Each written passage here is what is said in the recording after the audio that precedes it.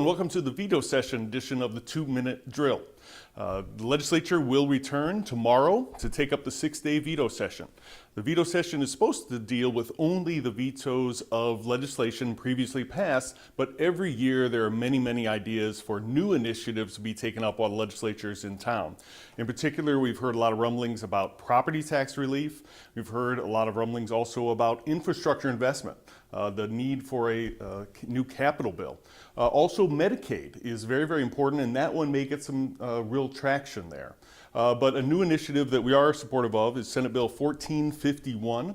That would actually enhance the ability for Illinois to attract 5G cell service to our state, like a lot of surrounding states are already doing. So we're very supportive of that. But we're also watching primarily a number of very important vetoes that we are trying to sustain. The governor was very pro-business and vetoed a lot of legislation that sounds good on the surface, but really would be detrimental to the business climate, and we need to go ahead and sustain those vetoes.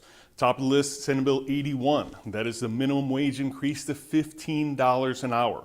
We think we're holding Republicans and even some Democrats pretty well, so we're watching it very closely, but very important as well. There's also fake workers' compensation reform that would actually increase the cost of workers' compensation in the state. That's House Bill 2525. We also feel pretty good about that one, but we're making sure that we're watching it closely. A new piece of legislation we talked about during the session, but a new issue is technology regulation, specifically geolocation legislation.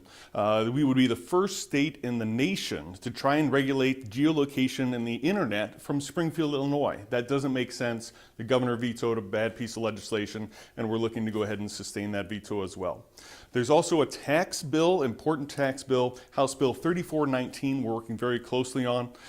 It's, again, one of those bills that sounds good, but is really bad tax policy. We want to sustain businesses' ability to undergo legal tax treatments moving forward, so we'll be working to sustain that legislation as well. So a lot going on. We'll talk to you on the second half of the veto session as well. Thank you.